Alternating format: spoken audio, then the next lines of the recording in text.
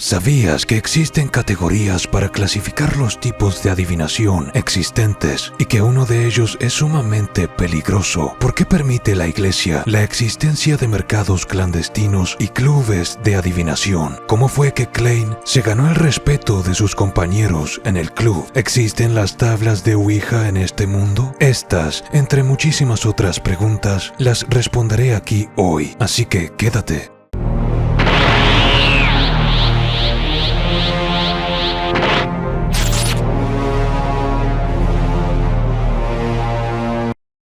He その通りだ。 Hoy comenzamos a cubrir el material de la novela que debería haber sido adaptado en el episodio número 3 del donghua, al que continuaré llamando anime por facilidad. De más está decir lo obvio. Muchas situaciones fueron cambiadas de orden, se omiten muchos detalles, bastante world building, y de ahora en más veremos que comienza a notarse el reordenamiento hecho en el anime, ya que muchas de las situaciones que veremos hoy no aparecen en el episodio 3, sino en el episodio 4, sobre todo aquello concerniente a Hannes Vincent, por ejemplo. Pero como he hecho hasta ahora, seguiré explícitamente el orden de las novelas. Los capítulos que analizaremos y explicaremos hoy van desde el 45 hasta el 49, por si quieres leerlos. Sin más, comencemos. En el capítulo 45 se nos dice que Dan Smith solo necesita dormir 2 horas al día, ya que no solo es un Beyonder del Sendero del Insomne, significando que necesita dormir menos para recuperarse, sino que, al ser de secuencia 7, ese número de horas de sueño se reduce aún más. Aquí quiero aprovechar para aclarar algo que muchos sabrán. El nombre del sendero realmente es Sendero de la Oscuridad, pero también se suele referirse a los senderos en función de su secuencia inicial como Insomne o su secuencia final o secuencia 0, llamada Oscuridad. Otro detalle es que al capitán Dan Smith se le adjudicó el mote de Forgetful Dan o Dan el Olvidadizo, debido a que suele confundir la realidad con el sueño y viceversa, creyendo que cosas que sucedieron en la vida real acontecieron en un sueño y por tanto las descarta como si no hubiesen pasado, causando que sus subalternos deban recordarle cosas de vez en cuando. Lo próximo de mención relevante es que Klein, así como el capitán, el viejo Neil y Fry, un corpse collector, se dirigieron al lugar donde habían secuestrado al niño. Tras la puerta que había soñado Klein, encontraron a la mujer muerta que vimos en esta escena. Fry, debido a ser un corpse collector o recolector de cuerpos, ni siquiera se inmutó por el olor, pero Klein vomitó cuando los ojos del cadáver se cayeron al suelo con un sonido pútrido. Los gusanos, moscas y otros parásitos lucían como pequeños puntos de luz atraídos por la oscuridad cuando lo vio con su visión espiritual. La señora en la silla se trataba de Katie Stefania Weaver, de unos 60 años de edad. Viuda, rentó esa habitación con su hijo Ray Weaver durante los últimos 10 años. Su hijo Ray tenía 30 años, era soltero y heredó el negocio de su difunto padre como artesano de gemas. Ganaba menos que el sueldo de Klein por semana.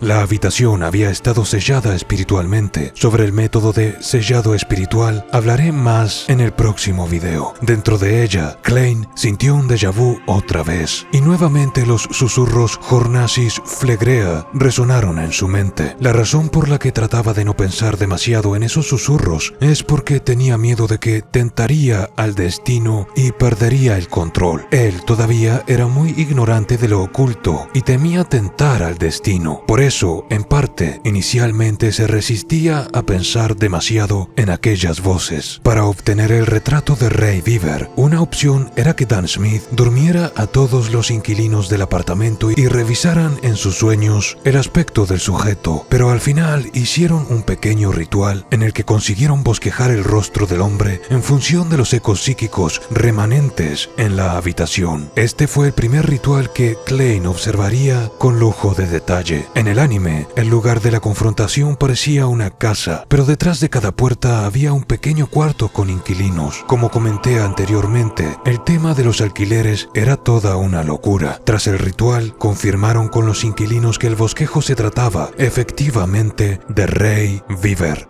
Cuando Klein practicó su adivinación para encontrarlo, el bastón giró en todas direcciones, pero nunca perdió el control ni intentó atacar a Klein. Algo estaba interfiriendo con sus poderes de adivinación, eso sí. Tras emitir una orden de búsqueda y arresto por Ray Weaver debido al asesinato de su madre, Katie Stefania, se fueron de allí. Por ahora, la suposición del viejo Neil era que la entidad dentro del diario Antigonus había poseído a Klein y había hecho que enviara el cuaderno a Ray Weaver, cuyo hogar quedaba en dirección opuesta a la casa de Welch. Una suposición que, como veríamos al final de la temporada, no estaba del todo errada. Pero, ¿por qué? ¿Cómo sobrevivió cuando sus amigos no? ¿Por qué se cruzó con una pista del cuaderno Antigonus en una misión que no tenía nada que ver? Era una coincidencia increíble. Parecía el destino, o tal vez algo más. Por ahora, permanecería como un misterio.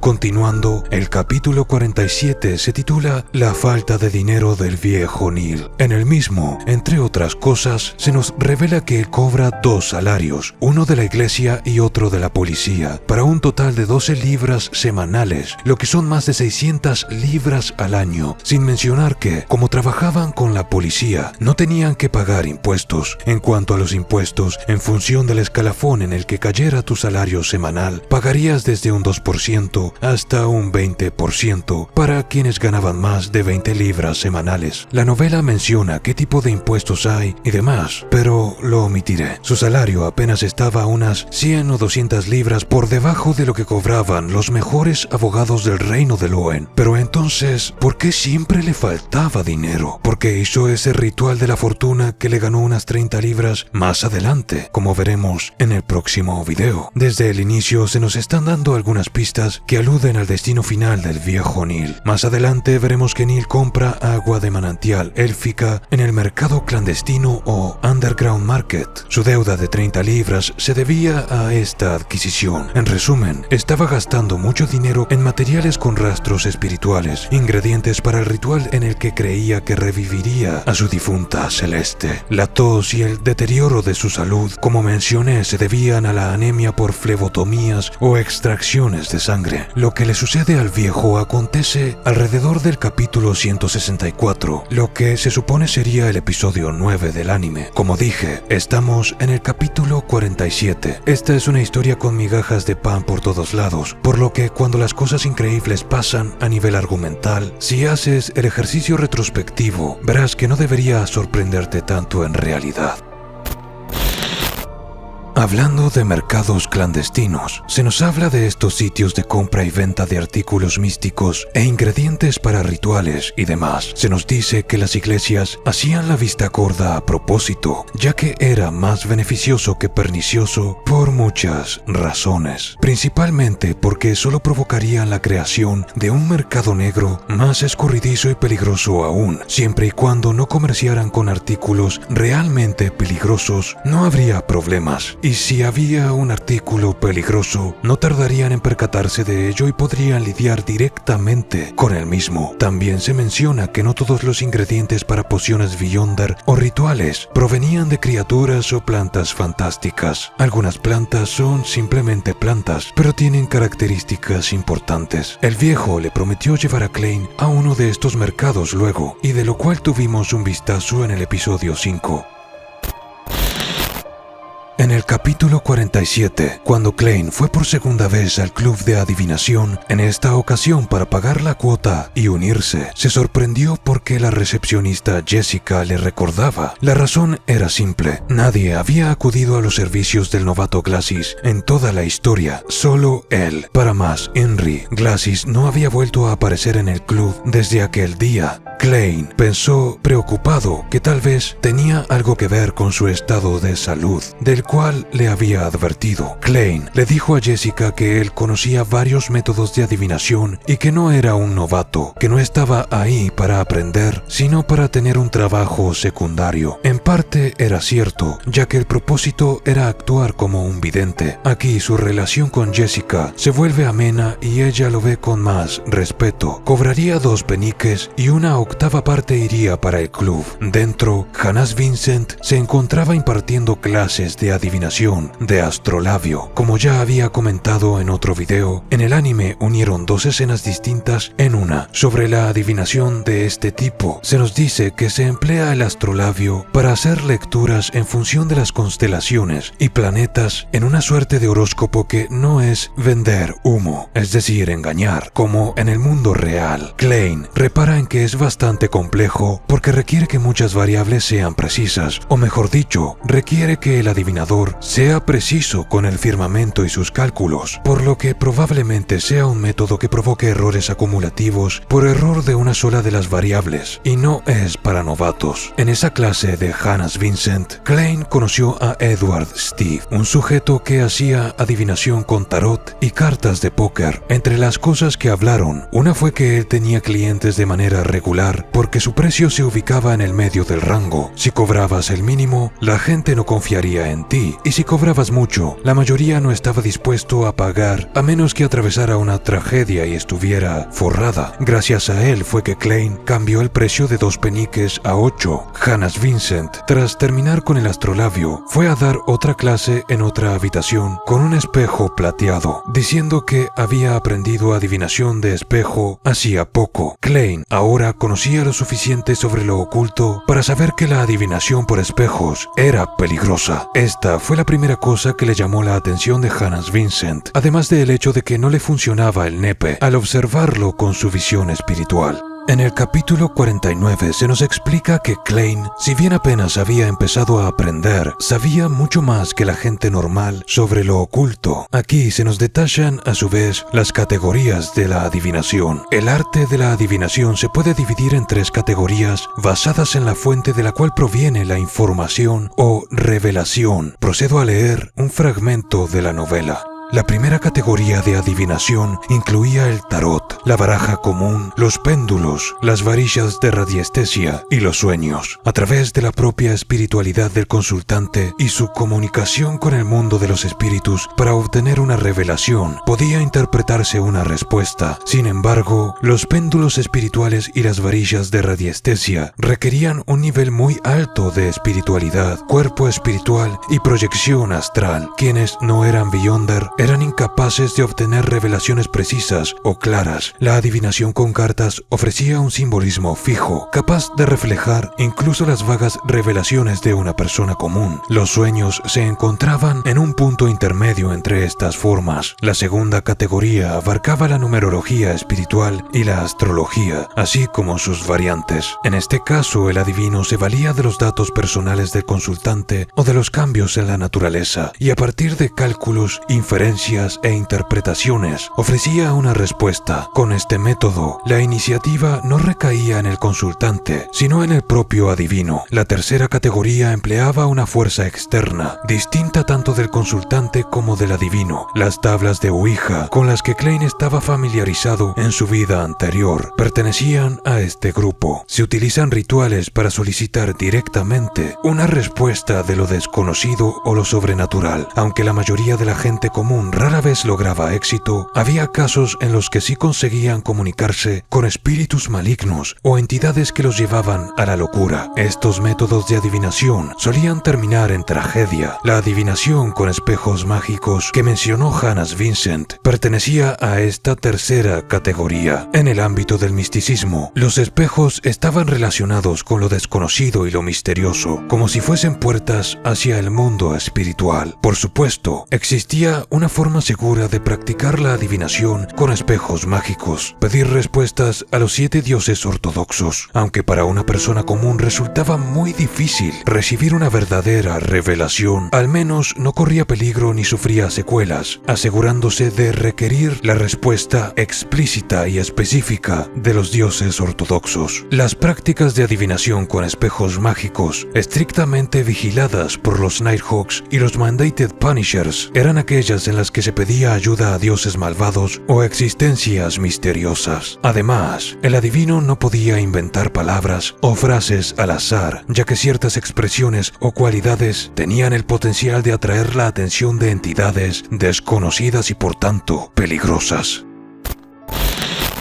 Klein observó a Hannes Vincent para confirmar si debía reportárselo al capitán o no, y se nos dice que él aprendió información útil sobre este método de adivinación al espiarlo. Por ejemplo, Hannes dice, cito, primero, se debe elegir un momento y una fecha adecuados según la divinidad en la que se crea. Esto puede determinarse utilizando el manual de astromancia. Por ejemplo, todos sabemos que los domingos simbolizan a la diosa de la noche eterna, pues el domingo encarna el descanso. Las horas de 2 a 3 de la madrugada, de 9 a 10 de la mañana, de 4 a 5 de la tarde y de 11 a medianoche están relacionadas con la luna, por lo tanto, caen bajo la influencia de la diosa de la noche eterna. Así, los adivinos que rezan a esta divinidad pueden realizar la adivinación con espejo mágico durante estos periodos, los domingos.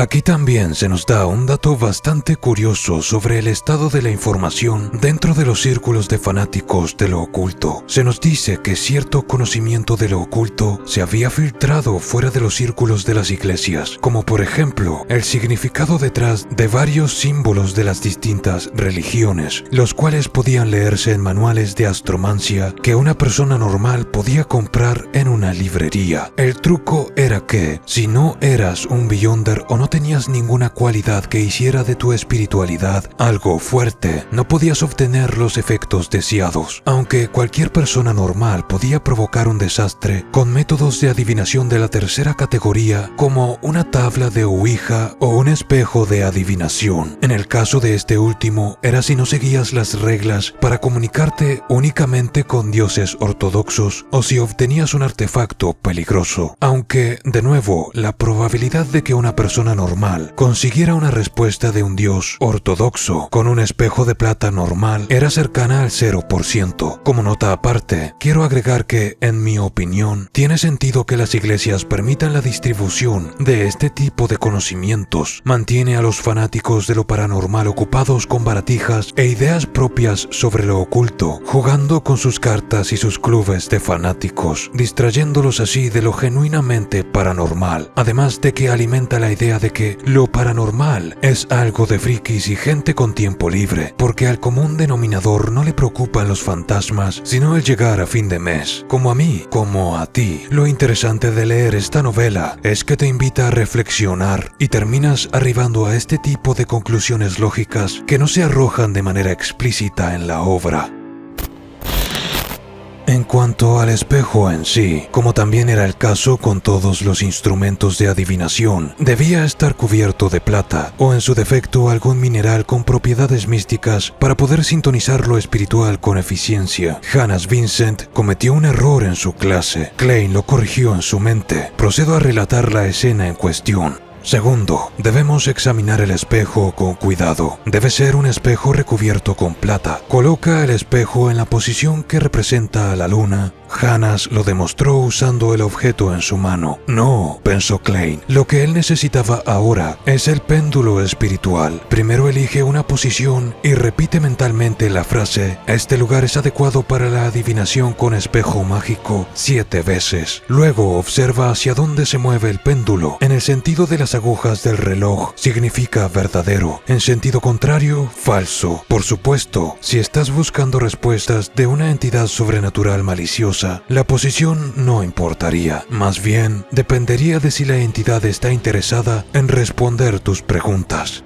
Este fragmento de la novela arroja más información sobre la naturaleza de la adivinación y vemos hasta qué grado llegan los conocimientos de Klein en el material literario que tendría que haber sido adaptado en el episodio 3 y no en el 4, ya que todo esto que estoy diciendo sucede antes de esta pelea de aquí contra el payaso e incluso antes de solicitar el artefacto sellado número 2-049. Pero como ya es costumbre, decidieron reordenar todos los eventos en función de distintas líneas argumentales pequeñas, lo cual es consecuente con las intenciones que tenían a la hora de animar la primera temporada. Hannas indicó que el tercer paso consistía en cerrar todas las persianas de la casa, bañarse para estar limpios, encender una vela frente al espejo, rezar 7 veces a la deidad ortodoxa con tu pregunta, arrojar el espejo al suelo y lo que se suponía que se tenía que interpretar eran los fragmentos rotos del espejo. Pero Klein sabía muy bien que para ser capaz de interpretarlos se debía de ser un Beyonder, y si eres un Beyonder capaz de interpretarlo, entonces directamente podías obtener información clara al mirar al espejo en lugar de romperlo. Hannas continuó explicando el significado de los patrones en los que se podía romper el espejo cuando Klein decidió dejar de prestarle atención.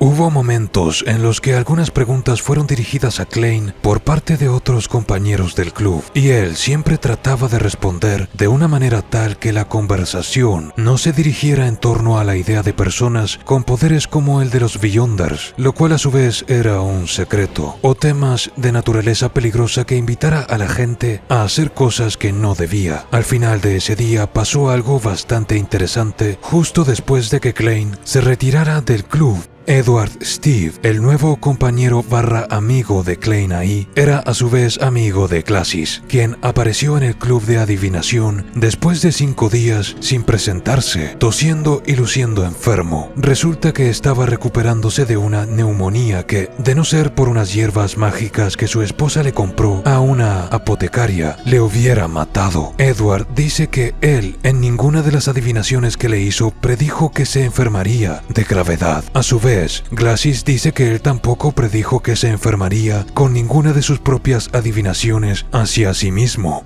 Jessica, la recepcionista, le da la bienvenida y le dice que Klein Moretti, quien es el único sujeto que le había pedido una adivinación desde que Glacis se unió al club, había decidido unirse al mismo hoy. Entonces, el hombre se pone completamente pálido y le pide que por favor le diga cuándo es que Klein va a volver al club. Luego le revela a Edward y a Jessica que Klein Moretti era una persona muy mágica, ya que él había sido quien le advirtió sobre la salud de sus pulmones. En este capítulo germina la semilla que haría de Klein un tipo muy estimado dentro del club de adivinación. Sin embargo, en el anime ya lo tratan muy bien desde el inicio, cuando se supone que ni siquiera lo conocen. Y eso ha sido todo por hoy. Como siempre, gracias a los que me apoyan y nos vemos en la próxima. Déjenme sus comentarios. Me gustaría leer qué piensan de la novela hasta ahora.